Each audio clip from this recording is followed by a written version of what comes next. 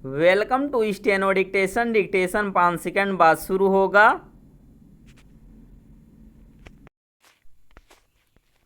Start. Lok Sabha चुनाव के बाद संसद का विशेष सत्र जिस तरह समाप्त हुआ उससे सत्ता पक्ष और विपक्ष के बीच टकराव की आशंका बढ़ गई है।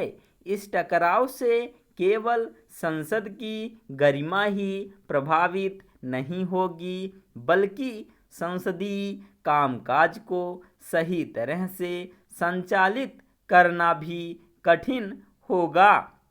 इसके आसार इसलिए दिख रहे हैं क्योंकि पिछले 2-3 दिनों में लोकसभा और फिर राज्यसभा में एक नहीं अनेक निराशाजनक और संसद की गरिमा गिराने वाले दृश्य देखने को मिले। चूंकि इस बार लोकसभा में कांग्रेस और उसके सहयोगी दल अपना संख्या बल बढ़ाने में समर्थ रहे, इसलिए इसकी पूरी संभावना थी कि विपक्ष कहीं अधिक उत्साहित दिखेगा। लेकिन इसकी आशा कम ही थी कि यह उत्साह अनावश्यक आक्रामकता के रूप में नजर आएगा।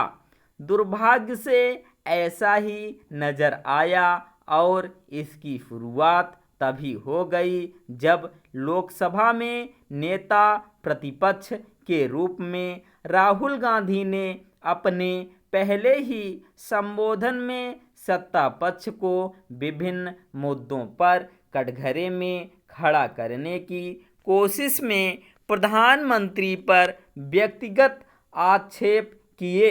वह हिंदुओं को अपमानित करने से भी नहीं चूके।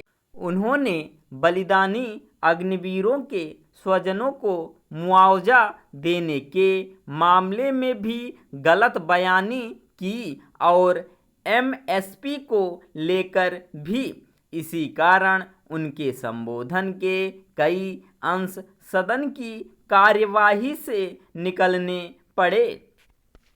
राहुल गांधी के असंसदीय रवैये के बाद भी सत्ता पक्ष ने उन्हें अपेक्षाकृत शांति से सुना, लेकिन जब प्रधानमंत्री के बोलने की बारी आई तो विपक्ष लगातार नारेबाजी करता रहा। इसके चलते उन्हें सुनना कठिन हो गया।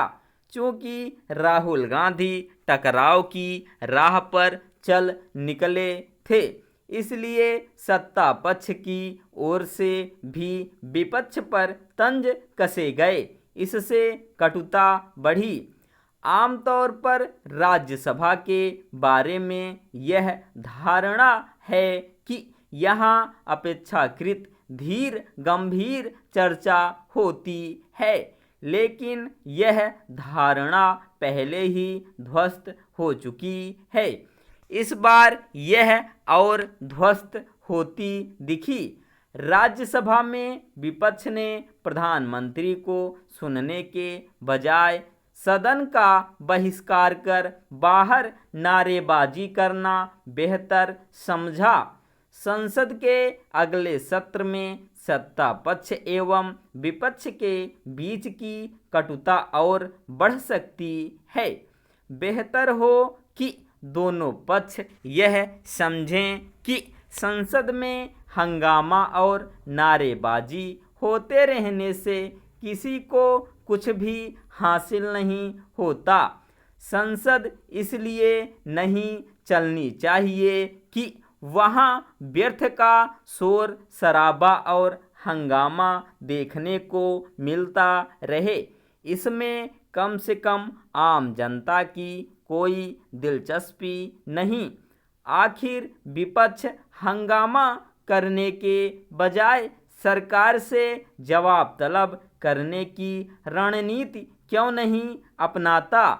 निःसंदेह ऐसी कोई रणनीति तभी कारगर हो सकती है जब वह संसदीय परंपराओं का पालन करे और अपनी बात कायदे से कहे।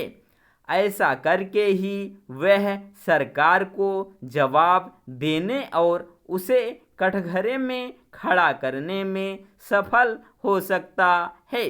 यह निराशाजनक है कि वह यह दिखा रहा है कि उसकी रुचि तो केवल सरकार को नीचा दिखाने में है। स्टॉप।